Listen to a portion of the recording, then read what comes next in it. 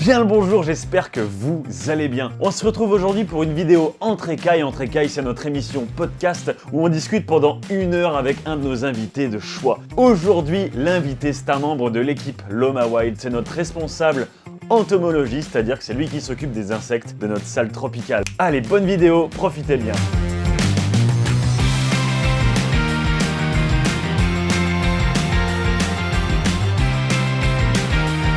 Et bien le bonjour, on se retrouve aujourd'hui entre écailles dans ce podcast avec TD. Salut TD. Salut Loma. Ça va Il m'a appelé Loma. Ça c'est fabuleux. Ça c'est fabuleux. Et bonjour à Jason qui est derrière la caméra et qu'on est bien content de ne pas voir devant la caméra. Salut Jason.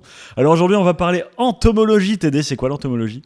L'entomologie, c'est assez vaste, mais ça peut se résumer par l'étude des insectes globalement. Alors moi je sais que logie c'est de logos en grec, ça veut dire l'étude. C'est ça exactement. Et entomo, j'en sais rien du tout. Entomo, c'est les insectes. Bon, ceux qui font la recherche, mettez en commentaire qu'est-ce que ça veut dire que entomo d'un point de vue étymologique. Merci à vous. Alors du coup TD, toi tu es un passionné d'insectes. Enfin déjà, en fait, présente-toi. T'es qui ? Ouais, alors moi c'est TD. Super. Merci. Fin de la vidéo. Moi je suis passionné de beaucoup de choses, mais alors les insectes ça en fait partie. Les insectes, particulièrement les arthropodes, en fait pas que les insectes forcément, mais j'aime bien, je suis terrariophile, j'aime bien le terrascaping, j'aime bien la flore, j'aime bien la faune, donc j'aime bien toute la partie nature de la passion, j'adore ça. J'adore le café, la guitare. Ouais, c'est ça. Oui, en plus. Alors tu dis arthropode, c'est quoi arthropode ? Les arthropodes, alors c'est assez vaste, mais globalement ça désigne une branche des animaux qui regroupe tous les animaux qui vont avoir des pattes articulées, ce qu'on appelle des pattes articulées, avec un corps segmenté et une espèce de cuticule extérieure. Voilà, il y a un nombre de mots techniques à la minute. Oui, pardon, c'est beaucoup trop technique. Non, t'inquiète, c'est bien, c'est génial. Il y a des gens qui vont mettre en commentaire tout ce que c'est, tout ça, tu vois. Oui, j'espère que je fais pas de bêtises surtout, mais parce que je suis pas un expert non plus. Hein, je suis plus un amateur. Ouais. Mais oui, les arthropodes, c'est ça. Donc c'est tout ce qui est arachnide, c'est tout ce qui est insectes, c'est aussi tout ce qui est crustacés. Donc c'est assez. On retrouve tout ce qui est squelette extérieur, exosquelette, c'est des animaux qui vont faire des mues, etc. Donc c'est assez passionnant comme monde. D'accord. Est-ce que les reptiles, ça en fait partie du coup ? Non, clairement. Non, pas du tout du coup. Ok, super, j'ai mon téléphone qui sonne. Parfait. C'est vraiment ta faute, raison là. Alors du coup, moi niveau invertébrés, dans mes terrariums, j'ai un acatine, c'est un gros escargot africain. Ça en fait partie ou pas de l'entomologie des invertébrés, des insectes en fait ? Je veux dire, c'est un invertébré, mais... Ça fait partie des invertébrés, oui, ça fait pas partie des insectes, non pas du tout du coup. D'accord. Parce que alors, les insectes, c'est vraiment très précis, c'est vraiment des arthropodes c'est une classe d'arthropodes avec 3 paires de pattes, une paire d'antennes, des ailes parfois atrophiées. Mais du coup, ça correspond pas du tout aux escargots. Hein. Mais alors, les gens vont vraiment me prendre pour un con. Hein. Par contre, je sais très bien que l'escargot, c'est pas un insecte. Il n'y a pas de problème. Je dis ça, moi, c'est pour les gens. Je sais pas, moi. Désolé. Et alors, du coup, araignée, arachnide, scorpion... Ça, oui. Oui, c'est pour la question. Est-ce que ça m'intéresse ? Il n'y a pas de question derrière. Il n'y a pas de question. Je suis d'accord. En gros, ça, c'est les arachnides. On sait bien que ça ne fait pas partie des insectes. Du coup, ça ne sert à rien de le préciser davantage. Et alors, toi, qu'est-ce qui t'a lancé dans ce délire-là, en fait ? Parce que ça, c'est important. Je vais introduire ça. C'est un aspect entier de la terrariophilie qui n'a aucun rapport avec ce que c'est que maintenir des lézards, maintenir des amphibiens. Enfin, aucun rapport, à peu de choses près quand même. Il y a un petit rapport, c'est de créer un biome, il y a le côté terrario dur. Oui, mais je veux dire, ça n'a rien à voir, maintenir et reproduire des lézards, des serpents et tout, avec ce que c'est que s'occuper des insectes et des invertébrés. Alors moi, j'ai déjà fait de la menthe un petit peu, j'ai pas reproduit, j'ai juste eu comme ça une Deroplatis, des cicata, et des blattes. J'adore les blattes. Ok. Oui, les blattes, c'est magnifique. Oui. Qu'est-ce qui t'a lancé là-dedans ?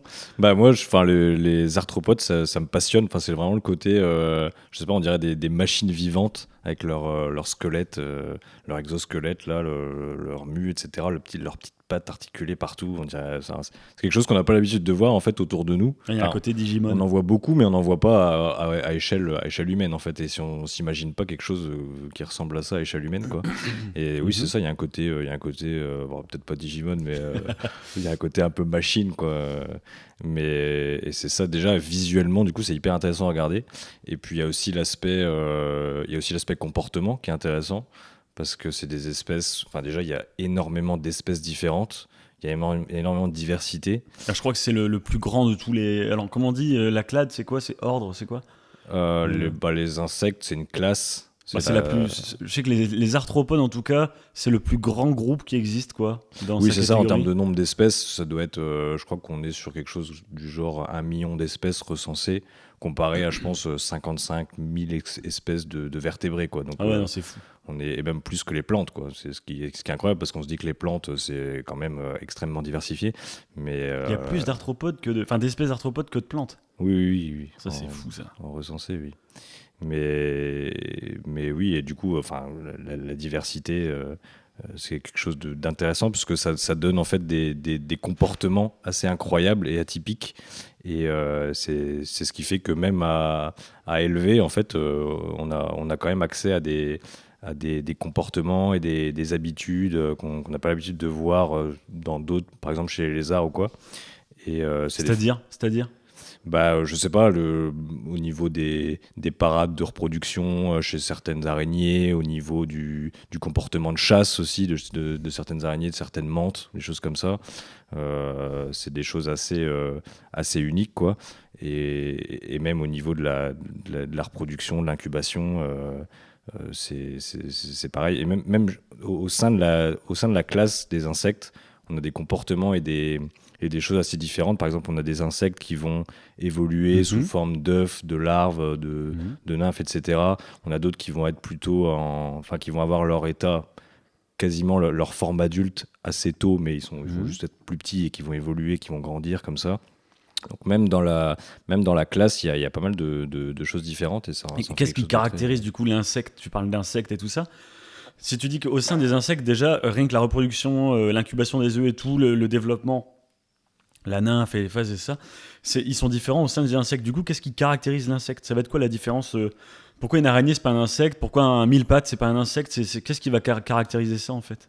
Ça, c'est des choses assez spécifiques chez les insectes. Pour le coup, on a toujours le même nombre de pattes, les antennes, la disposition du corps en tête, thorax, abdomen. Ça, c'est typique des insectes. Ouais, tous les insectes, ils sont en 3 parties de base, je crois. Oui, c'est tête, thorax, abdomen.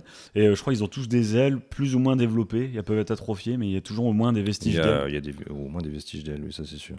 Chez tous les insectes, même chez des énormes type coléoptères, scarabées, on en retrouve toujours, ce qui est assez incroyable d'ailleurs. Chez les coléoptères, d'ailleurs, ce qui fait la particularité, c'est qu'ils sont cachés derrière une petite carapace là. Des élytres. C'est ça, exactement.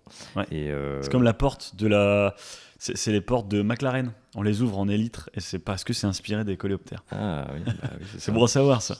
Moi, c'est moi mon domaine. C'était l'info de la journée. Je pense que c'est plus cher. C'est pas le même prix pour l'élevage. Ça va être plus cher.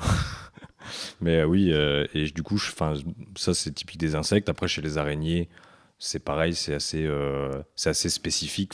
Les araignées, elles ont 4 paires de pattes, elles ont des pédipalpes pour palper un peu tout ce qui se passe autour. Elles savent tisser, elles ont du venin, donc c'est des caractéristiques qui sont assez spécifiques pour le coup. Ouais, ok. Alors araignée, c'est les groupes arachnides. En termes de terrario, ça se fait aussi ça? Ah oui, ça se fait énormément, oui. Ça se fait énormément parce que c'est pareil, c'est assez assez simple à élever. Parce qu'elles ne demandent pas des conditions. Forcément, ça dépend des espèces. Les araignées, il y a un nombre d'espèces incroyable aussi. Mais pour les plus simples, ça demande des conditions assez basiques. On en trouve sur nos territoires. Et c'est pas très exigeant. Et ça va ressembler un peu à faut nuancer évidemment, mais ça peut ressembler à ce qu'on fait chez les reptiles, par exemple. Quoi. Chez les reptiles? Ou chez les amphibiens. C'est-à-dire? En termes de contrôle de l'ambiance, en termes de nourrissage, chez les araignées, il y en a beaucoup qu'on élève qui vont faire de la chasse à l'affût, donc ils vont avoir besoin de proies vivantes, comme des reptiles. En termes de contrôle de température, alors évidemment, il n'y a pas besoin de points chauds, etc. A priori, au niveau du contrôle de l'UV aussi, c'est beaucoup moins. Enfin, je ne connais pas partout dans ce domaine-là, quoi. Mais je pense que c'est beaucoup moins compliqué.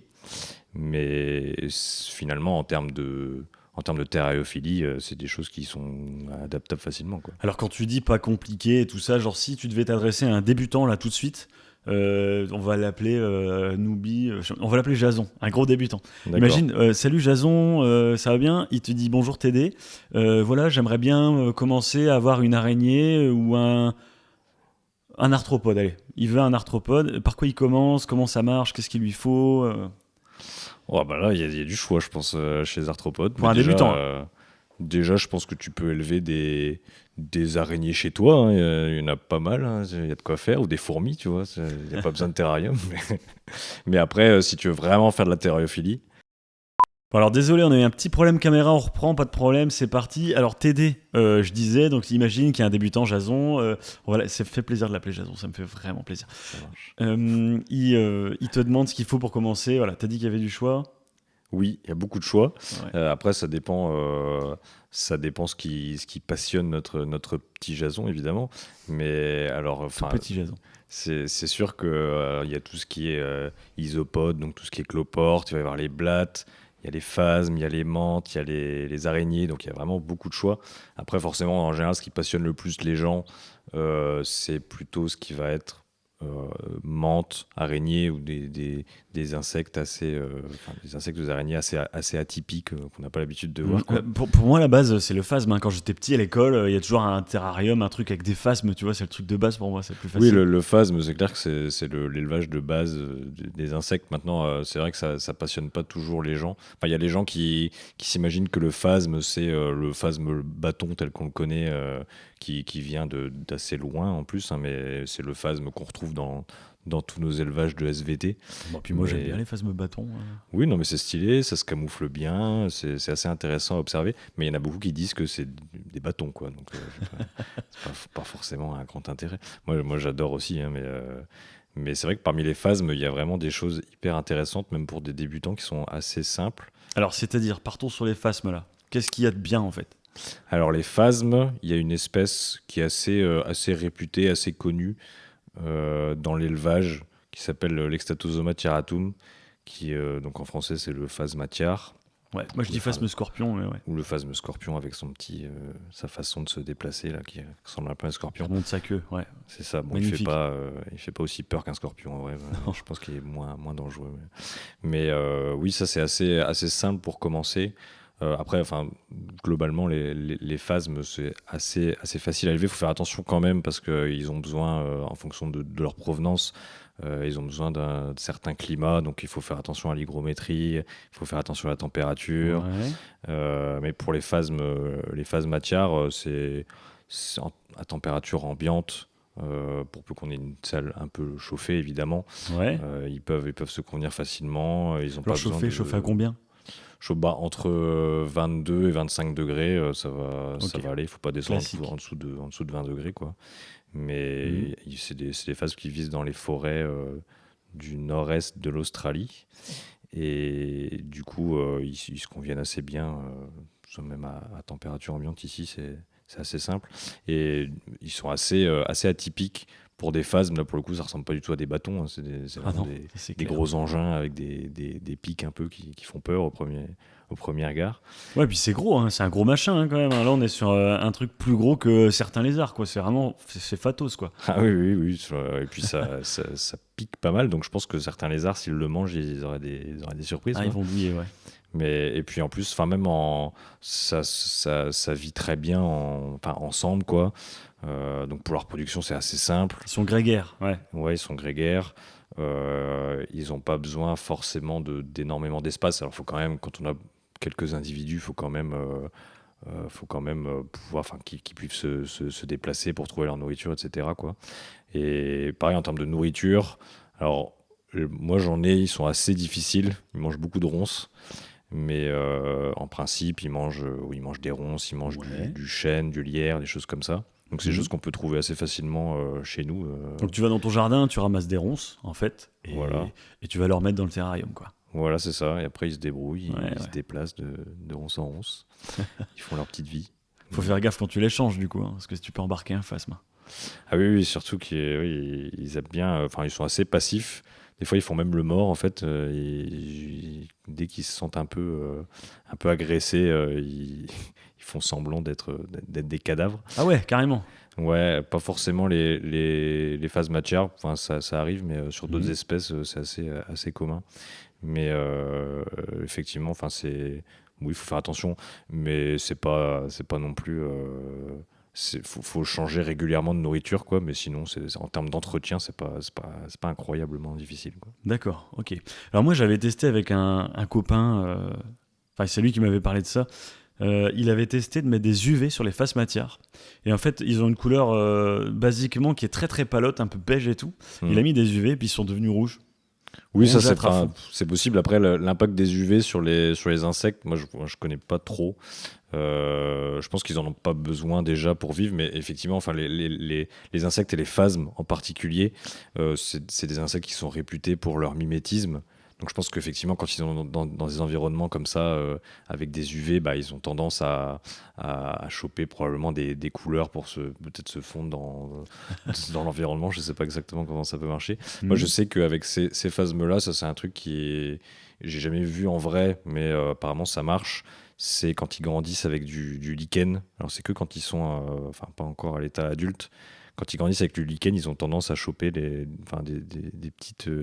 des espèces de fragments de lichen sur eux pour essayer de se confondre avec. Ah ouais, d'accord, du incroyable. Mimétisme physique, vraiment morphologique.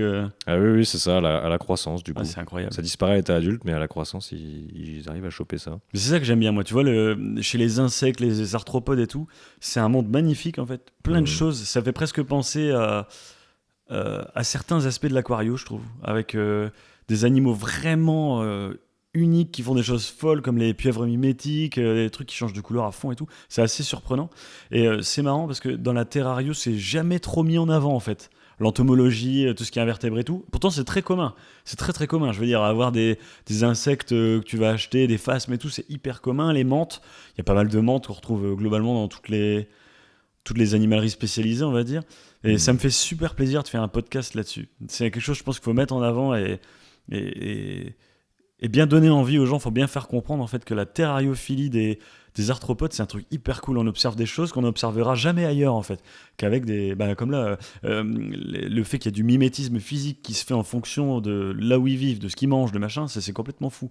Alors, un autre exemple, toujours pour rester sur le phasme scorpion, le phasme matière. Si tu pouvais un peu décrire, je pense que tu connais, le process de la jeunesse. Naissent. Ouais, c'est ça. Ouais, c'est ça, on parle du même truc. Oui, oui, parce que c'est l'espèce qui est connue pour ça aussi, c'est assez incroyable. En fait, les phases matières, donc les femelles, elles pondent. Alors pour pondre déjà, c'est assez exceptionnel, c'est qu'elles s'en foutent un peu. Donc elles balancent leurs œufs dans la terre. C'est pas des bonnes mamans, quoi. Oui, c'est ça, elles éjectent leurs œufs, quoi, c'est débrouillez-vous. Et donc les œufs de phasme, en fait, ils sont recouverts d'une petite pellicule sucrée. Et en fait, ça attire une espèce de fourmi australienne. Je ne sais plus du nom de l'espèce exacte. C'est des grosses fourmis. Hein. C'est des grosses fourmis avec une tête rouge, donc on n'en trouve pas du tout par ici. Hein. Si on en voyait ici, on ne penserait pas à des fourmis. On aurait peur. Oui, ouais. C'est ça. Comme tout ce qu'il y a en Australie. Oui, globalement, oui. Et ça, du coup, ça les attire, et donc elles vont avoir tendance à les choper pour aller les mettre dans leur fourmilière, à l'abri. Et elles vont commencer à récolter le sucre qu'il y a dessus.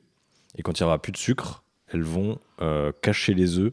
Enfin, elles vont pas les cacher, elles vont les stocker dans un espace de la fourmilière qui sert à stocker tout ce qui est inutile, quoi.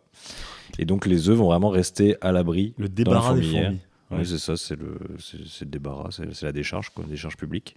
Et du coup, c'est une bonne opportunité pour les phasmes parce qu'ils vont rester là-dedans, bien au chaud, bien surtout bien à l'abri des éventuels prédateurs, quoi. Et en fait, ils vont se développer, ils vont grossir. Enfin, les œufs vont se développer. C'est assez long en vrai l'incubation chez les phases, même les phases matières, c'est plusieurs mois. Enfin, c'est 6-7 mois, je pense. Ah ouais. Ça peut aller jusqu'à plus, je pense. Et du coup, ils vont se développer là-dedans en sécurité. Et une fois une fois que les œufs éclosent, les phasmes, ça c'est hallucinant, ils ont vraiment l'aspect exact de ces fourmis australiennes, qu'une tête rouge. Et en plus, ils ont leurs œufs collés à l'arrière de leur corps, ce qui fait qu'on dirait qu'ils ont un abdomen de fourmi aussi, quoi. Et donc ils arrivent à sortir, à se déplacer dans la fourmilière, ils arrivent à sortir comme ça.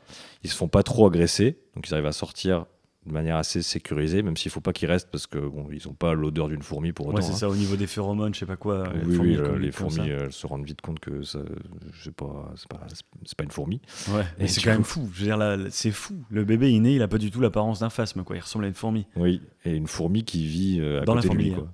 Ouais. L'évolution, c'est génial. C'est incroyable. Mais oui, c'est ça qui est intéressant. Moi, j'en ai des petits bébés là. C'est vrai que ils sont tout petits, ils courent partout. On dirait qu'ils ont déjà l'habitude de se dire il faut qu'on se taille pour pas se faire choper par les fourmis. Et du coup, c'est ça qui est intéressant à observer chez cette espèce-là. Ouais. Et puis après, quand ils vont sortir, en fait, quand ils seront libres, ils vont changer d'apparence pour devenir les gros phasmes scorpions pleins d'épines. Oui. Enfin, c'est vraiment ouf. C'est vraiment fou. Oui, ils changent complètement d'apparence pour le coup. Ça, c'est génial. Alors, du coup, le petit Jason là qui se lance avec ses des Extatosoma tiaratum, il lui faut quoi comme matos? Comme matos, il lui faut déjà un endroit pour les accueillir, donc un terrarium, alors assez haut. Moi, j'ai pris du 60 de haut. Et c'est alors moi, c'est pour 4 individus, je pense. Enfin, après, forcément, ça évolue et il faut adapter en fonction du nombre d'individus. Ouais, puis on pourrait imaginer plus grand facilement, quoi. Je veux dire, c'est oui, minimum, on peut les mettre dans un parc, hein, si on veut. il faut de quoi accueillir le bon nombre, quoi. Et après, moi, c'est un 45-60 en termes de terra. Ce qui suffit, hein, parce que ils ont besoin de se déplacer quand même, mais ils vont pas non plus, ils sont assez immobiles, hein, sauf quand ils veulent manger, quoi. Et ça avec un éclairage de base pour faire un cycle jour-nuit, évidemment. Mais donc pas forcément besoin d'UV a priori. Et après, en termes de nourriture, c'est des choses qu'on va retrouver dans son jardin, donc des ronces, du lierre, ça peut être des choses comme ça. Du lierre, ils vont manger du lierre? Ils peuvent manger du lierre, faut tester en fait. C'est toujours ça. Il y en a qui vont manger du chêne, il y en a qui vont manger les haies de Photinia ou les choses qu'on trouve de manière assez commune. Hein. Mais c'est des choses qu'il faut tester parce que c'est assez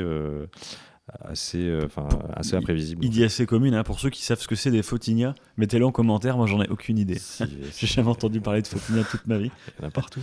Ah, ces gens avec les plantes, je sais pas ce qu'ils ont, mais c'est un truc de fou. Moi j'y connais rien en plantes. Non, mais oui, mais c'est ça. Okay. Bon, somme toute, c'est assez facile en fait. Oui, c'est assez simple. Ça demande quand même une attention, comme tout animal. Ouais. Et surtout, par contre, même si c'est simple, il faut pas se dire qu'on va en acheter juste pour le fun. Parce que il faut quand même être conscient du fait que déjà c'est pas un animal qui vit chez nous, c'est un animal australien. Donc déjà il faut surtout pas les relâcher dans la nature, il faut pas qu'ils s'échappent, même s'il y a peu de risques parce que c'est pas leur environnement et ils vont mourir, quoi. Ils vont facilement mourir, mais par contre ils ont pas de prédateurs naturels a priori.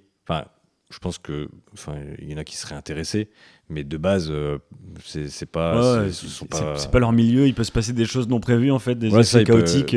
Oui, c'est ça. Ouais. Et donc c'est assez imprévisible et de manière générale, il faut pas faire ça. C'est ça, mais ça marche avec presque toutes les espèces tropicales étrangères du terrariophilie. Hein. Les lézards, c'est pareil. Faut pas c'est clair. Après, un lézard, je pense que quand on l'achète, ça dépend des gens.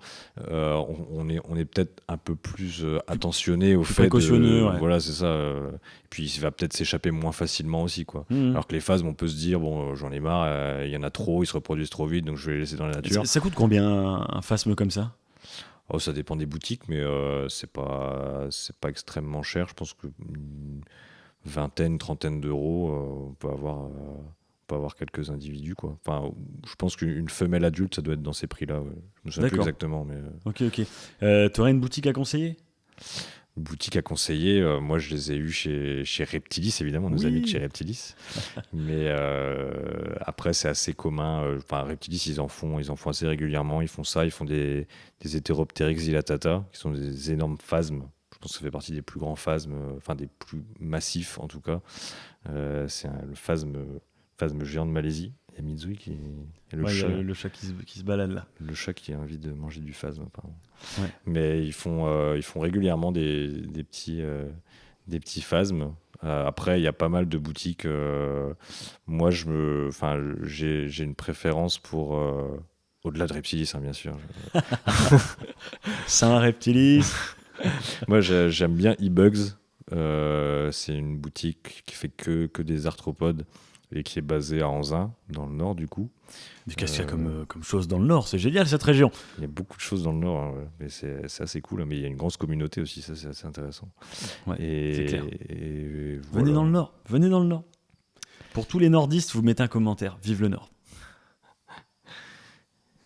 Voilà. C'était le petit pas les concours commentaires. régional. Alors du coup, les phasmes, ça va coûter une 30aine d'euros. Il faut quand même acheter le petit terrarium. Après, je pense qu'avec un flexarium, ça pourrait marcher aussi, un truc un peu moins cher. Pas forcément besoin d'acheter un gros terra de qualité et tout, mais c'est quand même mieux. Mhm. Une lumière en LED blanche et roule ma poule en fait. Oui, c'est ça. Oui, y a pas Les besoin œufs, tu les laisses incuber tout seul, ça se fait tout seul en fait. Bah, ça dépend. Moi, je les laisse incuber dans le terra, mais enfin, je pulvérise un peu quand même parce que, enfin, je pense que ils aiment pas trop la sécheresse non plus.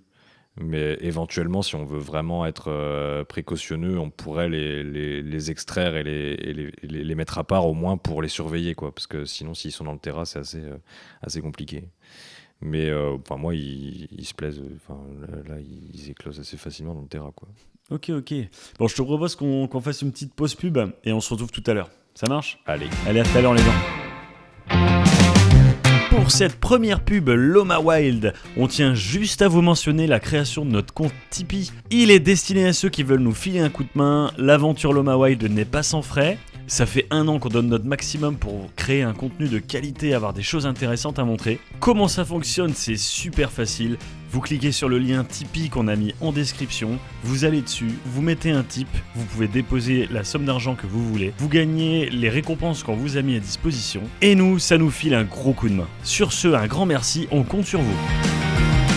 Tout le monde, on se retrouve en Trécaille après cette petite pub. Enfin, en Trécaille, on n'est pas vraiment en Trécaille aujourd'hui, TD. Non, pas aujourd'hui, du coup. On n'est pas en Trécaille parce qu'on parle d'insectes et d'arachnides. Alors, on était sur les phasmatières et tu présentais un débutant qu'on appelait Jason, comment les avoir et les maintenir. Maintenant, est-ce qu'il y a d'autres insectes cool? Oui, moi, tu me dis ça, tous les insectes sont cool pour moi. Mais après. Alors, il y a une grande branche qu'il faut évoquer, je pense que c'est les menthes. Et c'est marrant de parler de branche d'ailleurs. Oui, bravo. Oui, félicitez-moi en commentaire. Je suis fier de ma blague. Non, mais les menthes, oui, c'est pareil, c'est un peu l'incontournable de l'élevage. Enfin, c'est vrai que je pense qu'on pense tout de suite à ça quand on parle d'insectes. Le morito. D'insectes, Non, je suis désolé. La blague est vraiment mauvaise parce que menthe, morito, c'est une catastrophe. Non, je te laisse continuer, je t'interromps pas. Promis. C'est ouvert, moi, du coup. Mais ça, je suis désolé. C'était nul. Ouais, c'était pas terrible.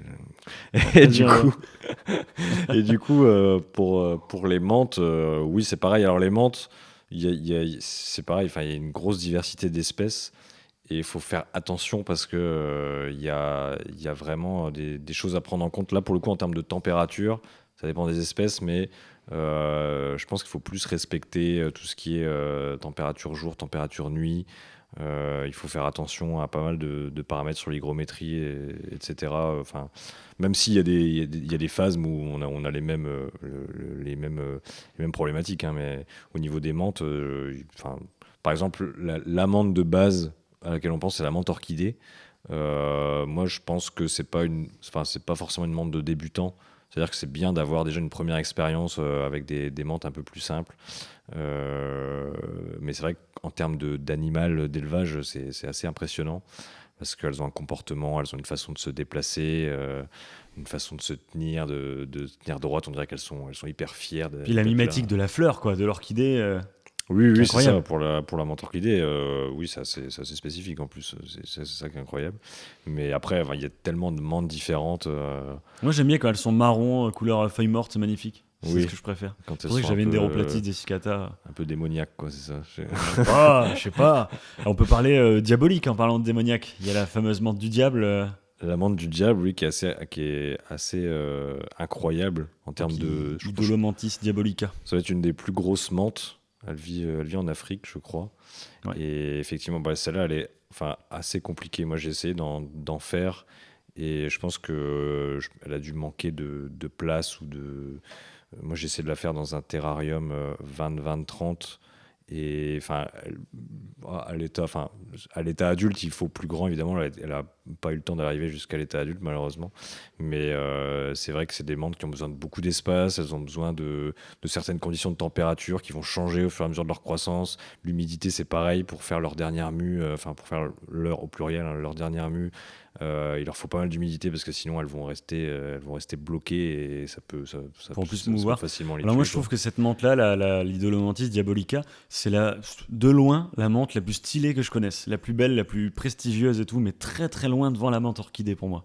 Elle est Ah oui. incroyable. Elle a des attitudes où elle va dresser les pattes pour faire sortir deux espèces d'excroissance, des espèces d'épaulières là, violet, des ailes verdâtres. Enfin, c'est la folie cette menthe-là. Ouais, elle a une espèce de parade de défense là qui est assez impressionnant. Mhm. Et c'est vrai que c'est assez. Toutes les menthes ont un peu des spécificités sur leur corps, mais c'est vrai que celle-là, et puis du fait de sa taille aussi, c'est toujours hyper impressionnant, quoi. Ouais, c'est une grosse menthe. La Deroplatis desiccata, la menthe feuille morte, la grande menthe feuille morte, je crois qu'on nous dit en français. Après, les noms Ouais, vernaculaires, je sais c'est toujours de la merde. pas. Celle-là, elle est toute marron, vraiment camouflée totale. On dirait vraiment une feuille. Enfin, c'est impossible de la reconnaître dans la nature, quoi. Et quand elles se sont agressées, qu'elle est repérée ou quoi, elle déploie ses ailes et ça fait deux yeux. Deux Oui. gros yeux noirs, Mm. mais juste en déployant ses ailes. C'est juste fou. Les menthes, Ouais. elles ont ces capacités aussi de. Oui, de sorte de parade défensive, on va dire, Ouais. pour essayer d'effrayer. Et puis même avec leur façon d'être assez, de prendre un peu de l'importance ou quoi, c'est assez, chez les insectes, c'est assez peu commun finalement. Elles sont déconcertantes, ouais, j'avoue. Alors la menthe, je sais qu'elle a aussi une aptitude absolument unique dans tout le règne des insectes, ou presque tout le règne, je pense. Mm. C'est qu'elle a le cou mobile. Oui. Elle peut ne pas bouger son corps et juste bouger sa tête. Puis elle te regarde comme ça. Oui, ça fait vraiment une tête, Puis elle regarde en bas tête en l'air. dissociée, ouais. Ah, c'est génial. Alors que d'habitude, c'est plutôt rattaché au thorax. Du coup, les insectes sont obligés de se bouger pour bouger leur tête. Ou alors, ils ont des yeux qui leur permettent de voir un peu autour d'eux, quoi. Mais c'est vrai que les menthes, c'est assez unique. Puis, ils ont ces yeux assez incroyables aussi. Quand elles te regardent, tu as l'impression que vraiment, C'est directionnel. elle te juge, quoi. Elle te juge. Tu roules en BM ou pas? Non, mais ouais, c'est vrai que ça fait partie de leur charme, hein, forcément. Ouais. Puis les deux pattes à l'avant, du coup, qui font pince, et qui sont. De toute façon, les menthes, c'est quand même l'insecte, je pense, le plus cool à regarder chasser. Hein. Oui. Elle voit la mouche passer, elle la fixe, elle bouge sa tête en même temps que la mouche, elle bouge. Et tac, elle saute dessus, elle la chope dans ses pattes avant, là. Et elle C'est la chope. fabuleux, quoi. Et du coup, la beauté, parce que ça fait un peu. Ça fait un peu féminin, même en termes de. C'est la petite taille fine, etc. On dirait elle très élégante. Et Est-ce puis que quand vous aussi, vous fantasmez comme TD sur les menthes C'est pas ce que je voulais dire. Mais quand elle te chope le truc, tu comprends que ça n'a rien à voir parce que vraiment, elle le pince, elle le bloque, elle le mange vivant. Donc c'est moins romantique déjà. Ouais, c'est gore, ouais, j'avoue, c'est gore. C'est gore. Et puis elles sont connues pour. Enfin, c'est pas toutes les menthes non plus. Hein. Je pense que c'est un grand. C'est un grand stéréotype, mais en général, les menthes, elles sont connues pour manger leur mari après l'accouplement. Leur mari, faut qu'elle soit mariée. C'est leur mari, ouais, c'est ça. Bah oui, ça va avec le fait d'être élégante. Ouais, c'est ça. Ce sont des dames. Et alors, comment, du coup, ça, je sais que c'est compliqué. Ça se passe comment, en fait, l'accouplement des menthes? Comment tu fais pour faire des petites menthes? Si elles le bouffent, comment tu fais? Ah bah, il faut forcément surveiller. Déjà, il faut pas les laisser ensemble. Et après, chez certaines espèces de menthes, par exemple, il y a une espèce qui est assez simple à élever, c'est la Philocrania, c'est ça, Paradoxa. Ouais, menthe fantôme. Celle-là, il y a peu de chances qu'elle mange son compagnon. Il faut bien la nourrir quand même, parce que si elle a faim, elle se jette sur n'importe quoi. Et il y a d'autres espèces où c'est quasiment systématique. Donc pour ces espèces-là, il faut vraiment surveiller, il faut les mettre ensemble. Et ça va assez vite, l'accouplement. Donc une fois qu'on voit qu'elles commencent à se séparer, il faut vite les séparer parce que Ouais. il faut les cloisonner, quoi, parce que sinon il y a de grandes chances pour que ça Alors, il y a un finisse mal. dimorphisme. Comment tu reconnais les mâles et les femelles? C'est pareil, ça dépend des espèces. Normalement, les femelles sont plus importantes. En général, ouais, elles sont en termes énormes à de côté des masse. mâles. Hein. Elles Chez sont les beaucoup plus grandes. insectes, c'est assez commun. Enfin, non, en fait, ça dépend des insectes, hein, ça dépend beaucoup des insectes. Mais chez les mantes, c'est ça. Et après, il y a d'autres dimorphismes. Par exemple, sur les phylocrania, je sais que c'est au niveau de la tête, au niveau de la coiffe, ça se voit beaucoup. Je pense que les dessicata, c'est pareil. Je pense qu'au niveau de la tête, ça se voit assez facilement.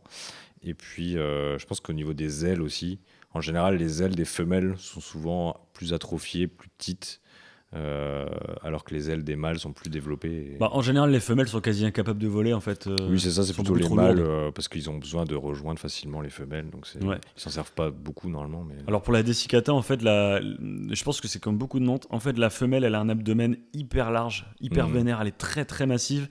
Et son abdomen, il va s'élargir presque en pointe de chaque côté. Le mâle, lui, il est longiligne, très très fin et tout long. Oui. Il doit faire le quart du poids de la femelle. Ouais, c'est ça. Mais c'est commun. Alors, chez les mantes, chez les phasmes, c'est souvent le cas aussi. Et je sais pas si c'est pareil pour tout. Je pense que les coléoptères, c'est encore complètement différent, quoi. Ouais. Mais oui, chez les mantes, c'est ça. Et ça, alors, tu parlais d'abdomen. C'est assez intéressant parce que la taille de l'abdomen des mantes, il varie beaucoup en fonction de la fréquence d'alimentation. Et du coup, c'est comme ça que tu vois d'ailleurs que, enfin, tu sais si une mante a faim ou pas. Et Comment ça? bah, en fait, si elles ont un abdomen très développé, c'est qu'elles sont bien repues, quoi. Bien Mais ça McDo, veut, ça quoi. veut pas Ouais. forcément dire enfin, elle peut perdre assez facilement en taille d'abdomen, quoi. Et d'ailleurs, en termes d'alimentation, c'est assez, enfin, c'est important de préciser aussi. Les mantes, elles adorent chasser. Elles adorent les choses qui virevoltent aussi. Donc tout ce qui est insectes volants, ça va pas mal les intéresser. Et alors, moi, j'ai entendu dire parmi des entomologistes qu'il fallait pas donner de grillons à des mantes, parce que les grillons industriels avaient tendance à développer des maladies, ou alors il faudrait des grillons naturels, quoi. Ouais. Mais après, je sais pas ce qu'il en est exactement. Je pense que la chose la plus recommandée, ça va être d'aller dans le jardin, filer à papillons. On met des coups dans l'herbe, on ramasse des choses, on leur donne tout ce qu'on trouve, des gendarmes, des punaises, des conneries comme ça. Ouais. Oui, c'est ça, mais des volants particulièrement, je pense que c'est ce qui leur plaît, leur plaît le plus, quoi. Faut élever des mouches, quoi. Oui, ça c'est toujours compliqué. Mais d'ailleurs, élever des mouches, c'est un aspect de toi dont on n'a pas parlé. Oui, mais ça, on pourra en faire 6 vidéos. Mais oui, on peut en parler là. Oui, c'est dans le boulot dans lequel je suis aujourd'hui. Je suis dans une boîte. C'est pas que de l'élevage de mouches, en vrai. Hein. Ouais. Mais là, actuellement, pour donner le contexte, je suis dans une entreprise qui s'appelle Innovafeed et donc dont l'objectif, en fait, c'est de révolutionner un peu l'alimentation et les modes d'alimentation en remettant un peu l'insecte au centre de l'alimentation. Donc, ça a son thème ici, puisqu'on parle d'insectes, bien sûr. Et du coup, la production, là, par exemple, c'est à partir de mouches, comme tu le disais, donc de larves de mouches, qui sont pour le coup des Hermesia illucens, qui se trouvent déjà dans le commerce sous forme de larves. D'accord. C'est la mouche soldat, en fait, la grosse mouche noire. La mouche soldat noire, ouais, c'est ça, qui se trouve en Amérique du Sud. Et l'objectif, c'est d'utiliser cette larve pour fabriquer des protéines, en fait, pour faire des ingrédients pour l'industrie alimentaire. Donc à partir d'huile, à partir de farine, de protéines. Et nous, on récupère aussi les excréments des larves, donc le frasse, pour faire de l'engrais. Et ça, c'est encore autre chose. C'est le côté un peu Recyclage, circulaire. un peu circuit, Voilà, ouais. c'est ça. Ok. On essaie de perdre le moins possible. Ah, c'est fou ça. Mais C'est fou, c'est complètement fou. Je pense que là, il n'y a aucun des abonnés qui nous regardent, dans les milliards de Français qui nous regardent, les milliards, ouais. les milliards, il n'y en a aucun qui aura jamais vu ça toute sa vie, quoi. Bah, probablement les gens d'Innovafeed déjà, s'ils nous regardent. Mais oui, c'est assez peu commun. Mais après, je pense que c'est quelque chose qui va de plus en plus se démocratiser parce que finalement, c'est assez logique comme façon de faire, parce qu'on se dit que l'insecte, ça a quand même une place très importante dans les modes d'alimentation, tout ce qui est, par exemple, poissons, etc. Lézards. Oui, alors on ne fournit pas encore pour des lézards, mais ça peut arriver. Mais, et du coup, remettre l'insecte à sa place dans la chaîne alimentaire, c'est quand même quelque chose d'assez intéressant, quoi. Ok. Et si on parlait un petit peu d'arachnides, Quand même. Oui, ça c'est pas rien pour en faire 6 vidéos. Faut un petit chapitre arachnide là. Ouais, les arachnides. Alors quoi, les arachnides plutôt dans la terrariophilie? Oui, bien sûr. Ouais. Les arachnides, c'est pareil, c'est assez réputé. Alors, en général, ce qu'on voit quand on dit arachnide aux gens, enfin, d'un point de vue élevage et terrarium, tout de suite les gens pensent aux migales, je pense, parce que c'est ce qu'on trouve dans les eaux, c'est ce qu'on trouve Ouais, partout. grosses araignées poilues, Voilà, c'est ça. machin. Qui Ouais. font un peu peur, qui se déplacent lentement, etc., qui chassent. Mais alors en France, on n'a pas le droit enfin, sans certificat de capacité, on n'a pas le droit d'avoir des migales chez soi, aucune migale. Donc ça va être plutôt des araignées. Alors on a tout, on a des araignées sauteuses, donc des toutes petites mignonnes qu'on voit dans plein de vidéos avec leurs petits yeux là. Ouais. On a des araignées qui chassent, type. Alors il y a une famille qui est assez réputée pour l'élevage qui s'appelle les sparacidés. Donc tout ce qui est hétéropoda, des choses comme ça. Donc des grandes araignées avec des longues pattes.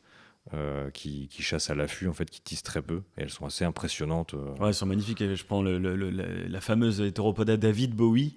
Oui. Et c'est vraiment son nom, c'est David Bowie, c'est le nom de l'espèce, l'hétéropoda David Bowie. Oui, Je sais pas pourquoi ils ont appelé ça comme ça, mais ils ont appelé ça comme ça parce que, alors il y a eu j'ai pas d'autres noms d'espèces qui la ressemblent à couleur ça. de cheveux, peut-être. Mais non, je sais pas. Ouais, mais ils ont appelé ça comme ça parce que, enfin, les naturalistes à l'époque pensaient que c'était une bonne idée de donner des noms populaires à des animaux qui étaient plutôt impopulaires et parfois protégés, enfin en voie de disparition, des choses comme ça, pour essayer de redonner de l'intérêt à ces animaux en fait. Bon, en dans la général, de toute culture, façon, les quoi. herpétologues, ils ont des délires de fou. Hein. Oui, il faut, bon, pas que, hein, je pense. Mais... Ouais. Alors, l'hétéropoda David Bowie, c'est une araignée, vraiment, il faut que vous tapiez ça sur Google Images, les gens. C'est orange, je sais pas, orange, mais vraiment vif. C'est grand avec des longues pattes poilues, mais pas trop poilues. Ça ressemble pas à une tarentule ou une migale. C'est assez fin et long, mais en même temps, c'est quand même assez massif. Enfin, Oui. c'est plus gros qu'une tégénère, quoi. C'est plus épais. Ah oui, c'est plus gros que Tégénère. Ouais. Mais ça reste avec des longues pattes et tout. C'est assez gracieux. Je trouve ça très joli, moi. Oui, après les femelles sont nettement plus grandes que les mâles aussi, hein. Mais c'est vrai que c'est assez atypique chez les araignées. C'est vraiment cette famille-là où les araignées se ressemblent un peu. Et elles ont une façon de se déplacer aussi. Elles ont une organisation des pattes qui fait un peu. On les appelle les araignées crabes. Alors il y a une famille qui s'appelle araignée crabe, mais c'est pas la même chose. Mais Ouais, elles, on je les appelle vois. comme ça parce qu'elles ont une façon. Enfin, elles arrivent à se déplacer comment dire, sur leur En latéral. en latéral. Mhm. Voilà, c'est ça, pour Pas chasser. échapper facilement. Elles savent sprinter et c'est assez spécifique à cette espèce, enfin à cette famille d'araignées, quoi. Ouais, ok. Mais alors, toi, t'as quoi? Moi, j'essaye d'avoir beaucoup de choses. Enfin, il y a beaucoup de choses qui m'intéressent, mais c'est dur de se limiter parce qu'on n'a pas une place infinie non plus. Mais moi, j'adore les arachnides. Là, j'ai une hétéropoda David Bowie qui est magnifique. Ça, c'est la classe. C'est ma chérie. On fera une vidéo sur tes animaux Ah oui, vraiment avec plaisir. dédiée. J'espère que d'ici là, j'en aurai encore plus. Mais... J'ai une David Bowie. J'ai une espèce aussi qui est hyper intéressante en arachnide, qui fait partie du genre des Deinopis. Je sais pas quelle est l'espèce exacte, parce que c'est assez compliqué de les différencier. Elle vient d'Afrique. Et en fait, elle a rien à voir avec les David Bowie, par exemple. Elle a des longues pattes très fines. Et on l'appelle l'araignée gladiateur. Ça, c'est assez unique, parce qu'elle arrive en fait avec ses pattes avant à tisser un petit filet qu'elle va lancer sur ses proies pour les capturer et les ramener, les manger après. Et on l'appelle aussi l'araignée à tête d'ogre. Elle a plein de surnoms, celle-là. Parce Alors, qu'elle c'est a assez fou hein, comme araignée, ça. Oui. Ça, c'est fou. Hein. Oui, c'est fou, elle est magnifique. Elle a des gros yeux. Du coup, elle a une tête qui fait peur aux gens, mais voilà, moi, je trouve ça. Elle a un visage, en fait. Oui, c'est ça. Pour une araignée, c'est assez incroyable.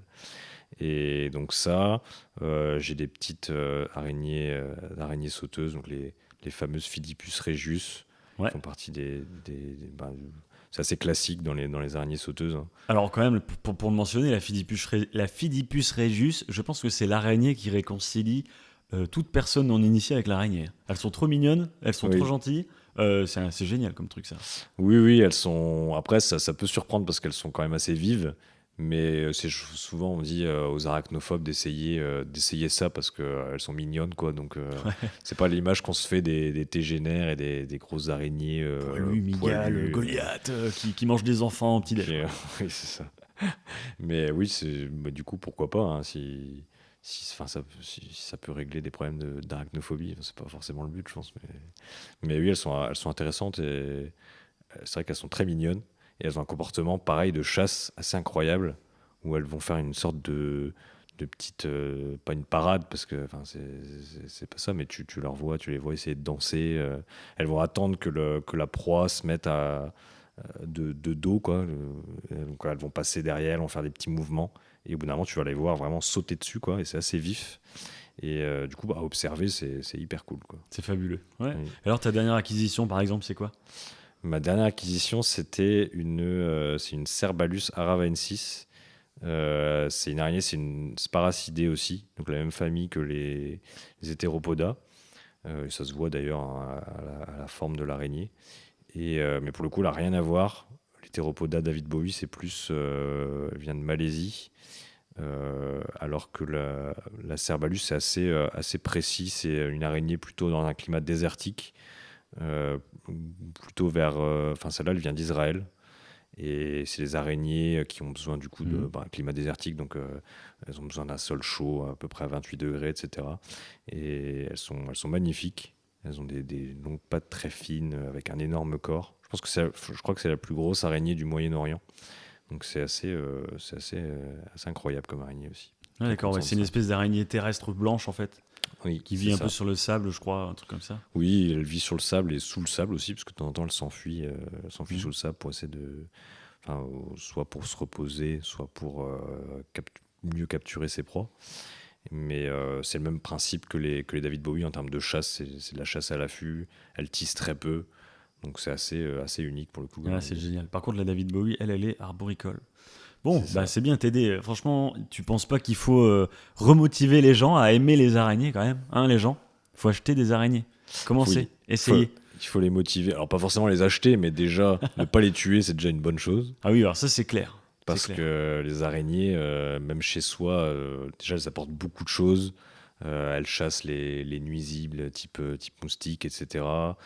Et puis elles sont vraiment pas dangereuses, contrairement à ce qu'on croit. Aux légendes qui disent qu'elles mordent.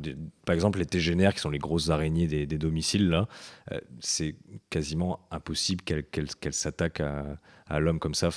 Il faut vraiment le vouloir, quoi. Donc, c'est pas genre elle va voir une main, elle va se dire allez, je vais la croquer, quoi. Non, parce que l'araignée ne se nourrit pas de l'humain. En fait, elle ne mord que pour se défendre, en vérité. C'est qu'on n'est pas du tout des proies, elle ne suce pas le sang, ça n'existe pas. Ça, c'est un mythe. Et surtout, elles ne pondent pas dans la peau.